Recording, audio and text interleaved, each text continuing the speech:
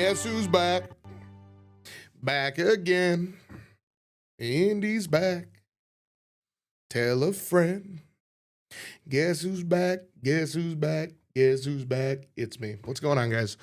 Welcome to Local 5's first 5 p.m. here on WFV Plus. I am your host, Indiana Shills. That's me. Hope you guys are having a good Thursday so far. Sorry, the days are just all adding up all of a sudden. Thursday. We got a lot of news to cover here today. Unfortunately, it's just me for a little bit, because guess who's joining us? We have weather today.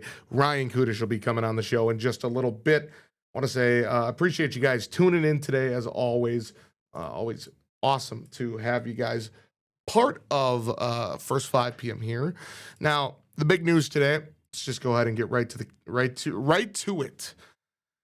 Former Green Bay Packers president and CEO Bob Harlan died today following a brief illness. He was 89 years old. Now, current Packers president and CEO Ed Policy said the Packers family was saddened to learn of the passing of Bob Harlan. Bob was a visionary leader whose impact on the franchise was transformational. Now, Harlan originally joined the organization in 1971 and was elected president and CEO in 1989. He served as the team's principal executive until retiring in January of 2008 and later remained involved as a chairman emeritus. During his tenure, the Packers experienced a dramatic resurge. From 1993 to 2007, Green Bay posted the NFL's best overall record at 152-88 and captured Super Bowl following the 1996 season. The team also recorded 13 consecutive 500 or better seasons from 92 to 2004, the franchise's best sustained stretch since the 30s and 40s. Harlan is the only executive in the NFL to hire two different general managers who each won a Super Bowl with different rosters. Ron Wolf, who built the 1996 championship team, and Ted Thompson, whose roster won the Super Bowl in 2010. Wolf credits Harlan for giving him the opportunity to reshape the franchise. Wolf said his greatest trait, in my opinion, is that he was an honorable man, a man of his word, and a man of character. Former head coach Mike Holmgren said Harlan set an incredible tone for the entire organization, recalling how he would stop by weekly and ask, "What can I do to help you?" Now, Brett Favre, he talked about Harlan a little bit. He said his leadership changed my career, referencing to the trade that brought Brett Favre to Green Bay. Aaron Rodgers called Harlan one of the most naturally funny people he's met in the organization and said he embodied the spirit of the Green Bay Packers. Now, beyond the field, Harlan's crowning achievement was a $295 million redevelopment of the historic Lambeau Field, completed ahead of the 2003 season. The project strengthened the team's financial stability and helped position the franchise for long-term success in the NFL's smallest market. Former president and CEO Mark Murphy said Harlan was most responsible for Lambeau Field becoming the most iconic stadium in the NFL and left the organization in great shape both on and off the field. Harlan and his wife, Madeline, they were deeply involved in the Green Bay community as well, serving on numerous boards and supporting charitable causes. In 2007, he published an autobiography, Green and Gold Moments, Bob Harlan and the Green Bay Packers. Bob Harlan is survived by his wife, Madeline, sons Kevin, Brian, and Michael, and several grandchildren and great-grandchildren. Funeral arrangements are pending, so rest in peace to the legendary Bob Harlan. All right, moving on to the next story of the day. Let's go ahead and talk about what else we want to talk about. I don't know. What do you guys want to talk about today? There's not a ton going on. I mean, I said there was a lot going on. There's not. It's not too crazy today. That's kind of the biggest news of the day. Obviously, nationally, Kristi Noem has been relieved of her duties as DHS secretary. Trump announced on Thursday on social media that he's replacing Homeland Security Secretary Kristi Noem with Oklahoma Republican Senator Markwayne Mullin. The announcement comes 2 days after Noem faced a grilling on Capitol Hill from GOP members as well as Democrats. Trump said this on Truth Social. I am pleased to announce the highly respected United States Senator from the great state of Oklahoma, Markwayne Mullen will become the United States Secretary of Homeland Security effective March 31st, 2026. Trump went on to say that Noem has served us well and applauded her for the work at the U.S.-Mexico border, adding that she will be moving into a role as the special envoy for the Shields of the Americas, our new security initiative in the Western Hemisphere. We are announcing on Saturday in Doral, Florida. Now, Thursday, Noem was in Nashville to give a keynote address at a Surgeon and Benevolent Association, a major cities conference. She did not mention Trump's announcement. Noem is the first cabinet secretary to leave during Trump's second term. Noem's departure captures a tumultuous tenure overseeing immigration enforcement tactics that have been met with protests and lawsuits. So that's a big national story today. Some more local news. Let's try to find something a little more positive for you folks here. If the website wants to load.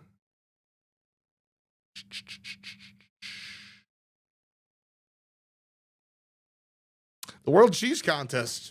What do you guys know about the World Championship Cheese Contest in Madison? Apparently, that was going on. It's finally been revealed who the world champion of cheese is after a long competition with over 3,300 entries.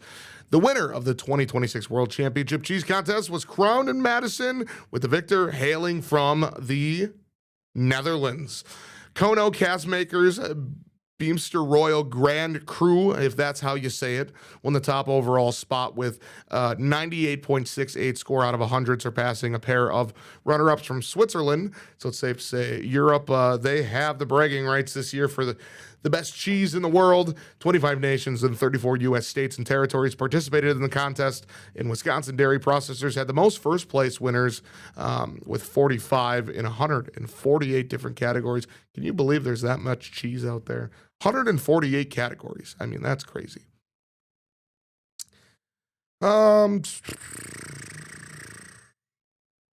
I mean, the rest of the stuff today is kind of just whatever, not nothing too crazy. I mean, statewide tornado drill is coming up, and it's set to take place on April 16th, so we got a little while for that.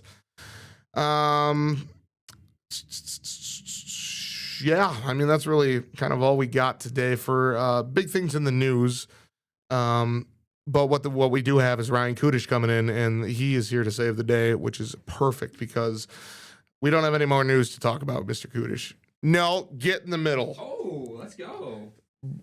Beautiful front and center. Oh, I'm as you know, is my microphone? Yeah, that's your microphone. Okay. Indy, I'm a former lifeguard, and that's what I do. I save the day. That's what I needed because, like I said, we got through the Bob Harlan news, we got through Kristi Noem, and now it's you and I. It's go time, baby. It's go time, baby. It's go time. Just yapping it up. We finally get weather on the show. Hey, it's a good wonderful. day. It is a good day. And guess what? In one more week, you get 3 straight weeks of weather on your show. That is just an incredible thing to hear, and you'll be mentioned in multiple live shots. Yes, because before I went on the air at 5, this guy didn't mention me, so I came over here, and he was busy at work writing up the Bob Harlan article, so I feel bad. But he didn't mention me on his live shot, and I kind of cried a little tear of sadness. I was a little disappointed in busy, in myself. You dropped something. That was my phone. Yeah. As my mom's probably watching, and she's going to yell at me, Ryan, stop dropping your phone. Well, do you got a case on it? Of course I do. There's a reason for that. There's a reason we have cases, Mom. Absolutely. We'll talk about weather in the next block. Yeah, any big weekend plans, though? It's my birthday on Saturday. Darn right it is. So we're in the back half of the 20s, baby. Oh boy, it just all falls apart after that, doesn't it? Yeah, I said that this morning at swim practice. I said, yeah, the back half of the 20s, and I said in my head, it probably gets worse from here. Yeah, it can't get much better. I think we've hit our peak and we're on the decline now. But what are you doing for your birthday? Any fun plans? Well, first of all, if I was a running back, I'd be kind of washed. Oh, so. Absolutely. But yeah, I'm gonna go out to local bowling alley on over the weekend. Go to the Gamblers game potentially. You and your Gamblers, dude, man. I love it. It's just absolutely ripping the Gamblers 3 straight days. Yeah, okay, so I only planned on 2 of them. No, actually, initially it was only 1, and then I was back home, and then some of the guys that work here go, "Hey, we have an extra ticket for Friday. You want to come?" I'm like, "Great. I mean, I'll go to back-to-back." And then I'm bowling in a tournament at Buzz Social on that Sunday. And one of the guys on our team says, "Hey, I have an extra ticket. You want to come? I'm like, well, I'd rather. Well, It's either I go work out or I go to the Gamblers game. And well, going to the Gamblers game is more fun. So and it was the wiener dog race. Saturday was the wiener dog race. Okay. And that was fun. Yeah. But here's the thing: I don't know what you call it, but that wiener dog that won was not a wiener dog. No, That thing was roided. it was on roids. I think so. Do we need like a second opinion here? Like, yeah, I think this was the Barry Bonds. we need to test this wiener dog here because I don't know if it was I don't know if it would pass the PED inspection here. It would be Barry Bonds like walking in next to like a gymnastics person. Like, do you know the difference? It's just the size. The arms were just huge. Yeah, this thing was massive. Absolutely. So I assume you didn't pick the winner then. No, I did not. Did your wiener dog get anywhere, or did it just slip? Dude, there was so many. I know it is so funny how many. It was awesome. They just let them all run, and then there's anyone poop on the ice. I wish. Okay, that'd be funny. No poop on the ice. So, all right, we're gonna head to our first commercial break. When we come back, we'll actually talk a little bit of weather, and then I can do that. We'll yap a little bit more. So we'll be back in 1 minute.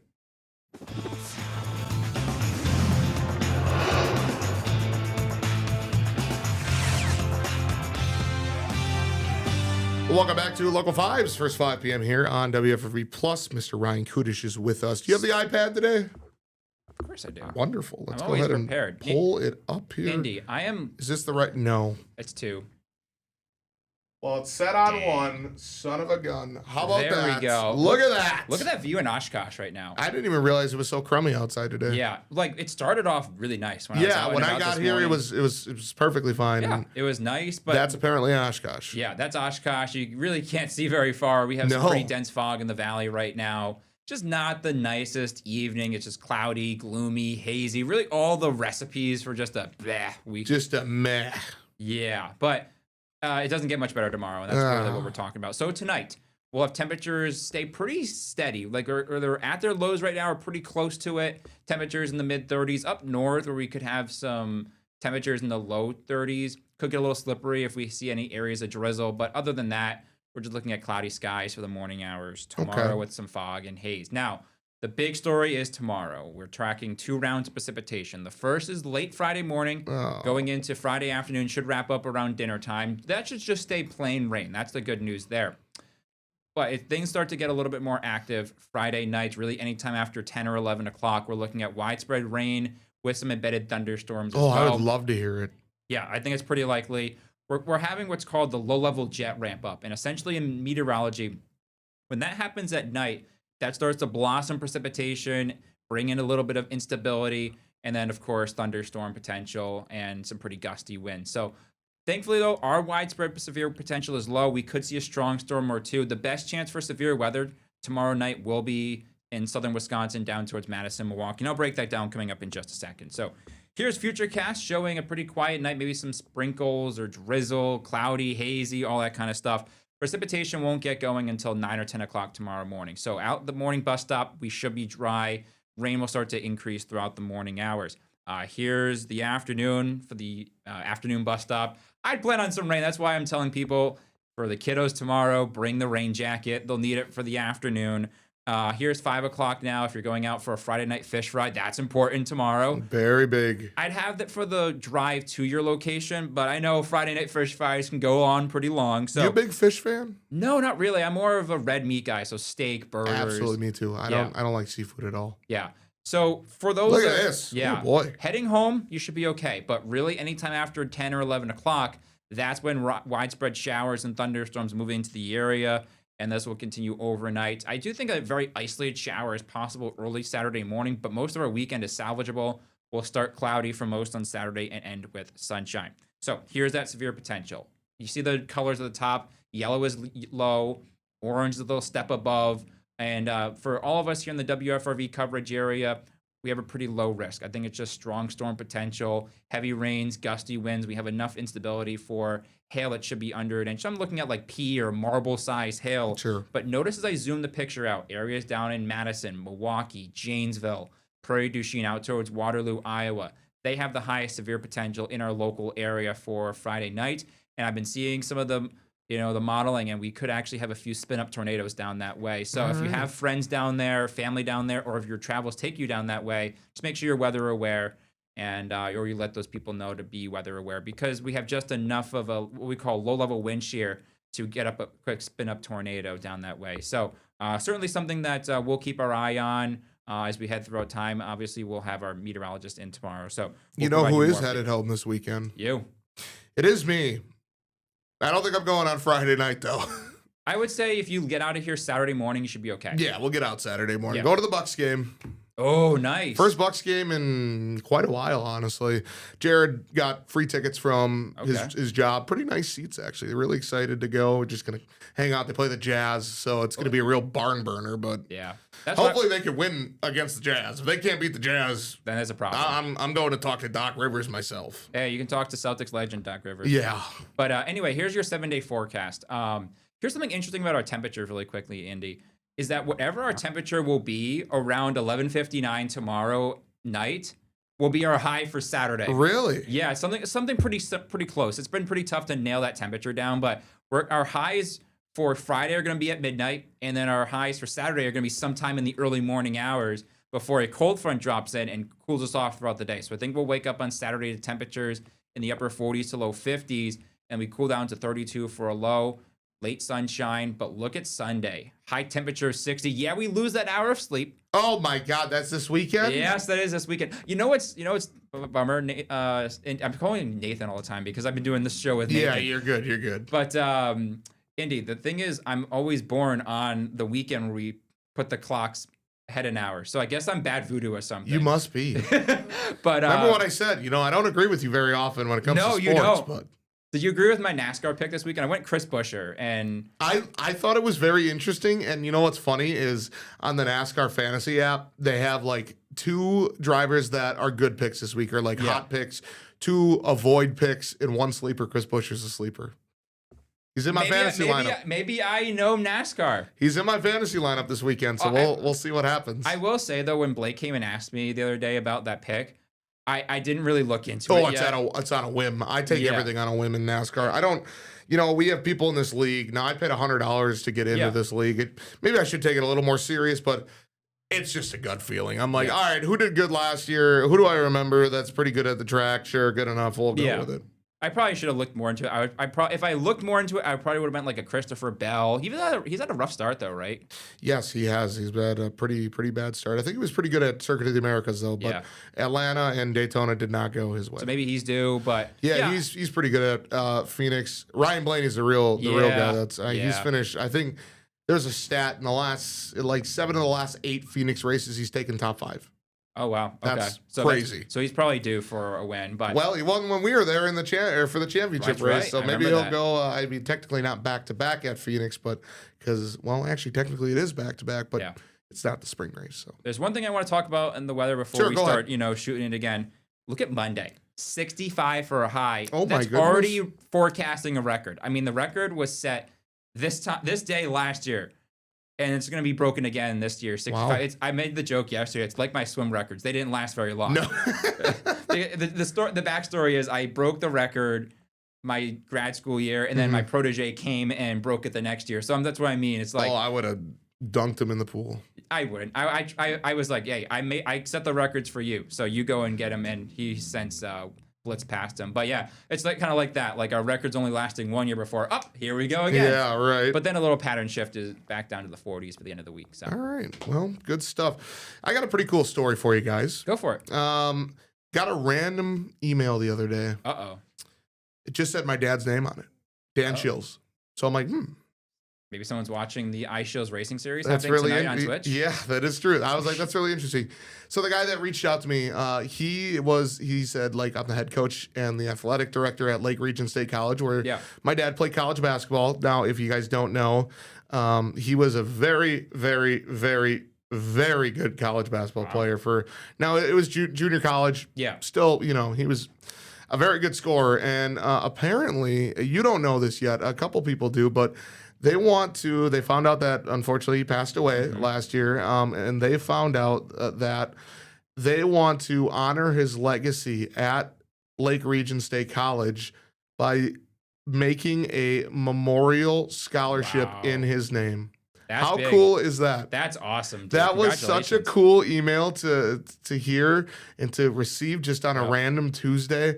I was just like, huh? So we had a phone call this morning about it, and it sounds like it's a lot of really good stuff, and they're trying to get it up to a little more money for the player, whoever's awarded the scholarship. But yeah, it was a really cool thing, and me and my sister continue to joke, and we're like, oh my God, if he were alive for this, he would not stop boasting about it. Oh, he'd be like gloating, like, yeah, I got a scholarship named after me. Exactly. That's how he was. Like, it was all jokes, jokes aside with him. Yeah. Like he loved to just boast about himself, but in a joking manner. Yeah, I'm in the Hall of Fame. I mean, technically, he's in the Hall of Fame. Is the number retired? I don't think that his number's retired. Get it retired. But he is in the Lake Region State Hall of Fame. You want to know how many points he averaged?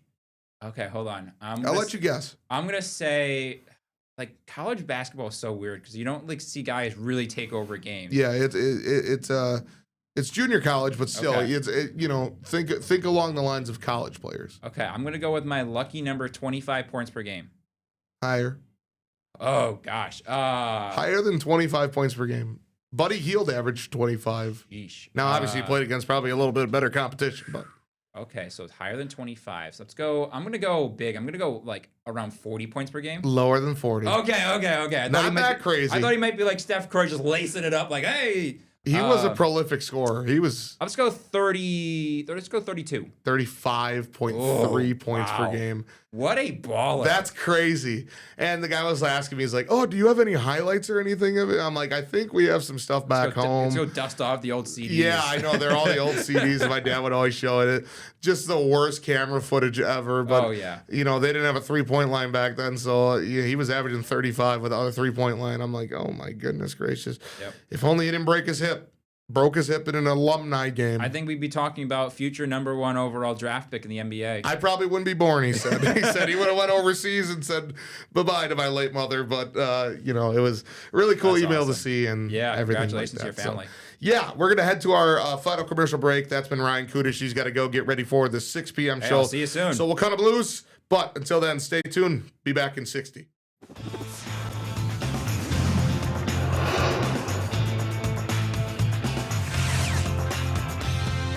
What's going on, guys? We're back here on WFFV Plus, the best streaming app in the world. Maybe. We're not a whole lot left to talk about here in the remaining 5 minutes that we have. But one quick update on the University of Wisconsin Green Bay basketball programs. We said we were going to stay and keep you updated with that stuff. So the rest of the Horizon League played yesterday. Only one upset. So Green Bay will be playing in the second round, which I believe is on Sunday in Indianapolis. Then if they win, they'll have to make the quick turnaround and play on Monday against Wright State. But Green Bay will be playing, I believe it is the it would be the 6. It would be the 7 seed, I think. Northern Kentucky ended up upsetting Oakland. So Northern Kentucky, Green Bay, second round matchup on Sunday in Indianapolis. Now, that's for the men's side of things. For the women's side, they look dominant. They're the 1 seed for a reason. Like I said yesterday, really no doubt that they wouldn't blow Detroit Mercy out of the water, and they did that. So good news for the women. They're moving on immediately because they're the number 1 seed. They're the higher seed. They'll move immediately to the semifinals. That game, I would have to double check when that one would be played, but they will also have that second round game that has to be played. Not sure who's in that one. But good news for Green Bay. They're moving on and then to the semifinals, and then the men are going to play in the second round. And hopefully they win the second round. They'll be moving on to the semifinals as well to play the number 1 seed in the Horizon, Wright State. So good stuff on that end. One of the cool things I've seen on social media now, sticking with college basketball, the Wisconsin Badgers. Greg Gard is the coach of the Wisconsin Badgers, and his son is on the team. A lot of people say, oh, his son is on the team because it's his dad. He's a walk-on, so he's, paying to be in school and everything. And now, granted, it's Greg Gard's kid. I'm sure They got the money to pay for it, but everybody's always like, oh, these walkouts. You see a lot of coaches with kids on the team. I mean, like, just one that rings a bell is Tom Izzo. His kid was on the team. It was pretty much a walk-on, just didn't play much. I mean, plays maybe 1 minute of blowout games. They're just not the most talented athletes, but, you know, they put in the hard work during practice. They get the guys, the teams around them better, all friends with the team. Greg Gard's kid comes into the game yesterday. They're blowing out Maryland, absolutely beating the snot out of them. It's a blowout. Greg Gard's kid, it's a senior night, so it's obviously a very big night. Greg Gard's kid gets in, Isaac Gard. He's a senior, gets the ball on the wing right in front of his dad and hoists a three-pointer up. And everybody stood up because everybody's like, oh, this goes in, this is going to be crazy. Buries the three, and let me tell you, the Kohl Center erupted. I mean, just went nuts, and the bench was going crazy. I like those moments are so special in college basketball. Like, they get overlooked. Nobody's really going to remember about that shot except Isaac and everybody on the team, and that was at the game for, you know, in the foreseeable future. But it's things like that that are just so good about college basketball. And like I said, the Kohl Center erupted. The bench went crazy. And all Greg Gard could do was try to keep his composure because, you know, that's his son. But he gave a little smirk. And then they subbed Isaac out of the game, and he gave his dad a big hug. And it was a really, really cool moment for senior night for the Badgers. They'll head into the Big Ten tournament. Looking pretty solid. They're definitely a lock to make the NCAA tournament, so we will be seeing the Badgers in March Madness. Now, depending on where they fall, a lot of brackets have projected them at a 7 seed.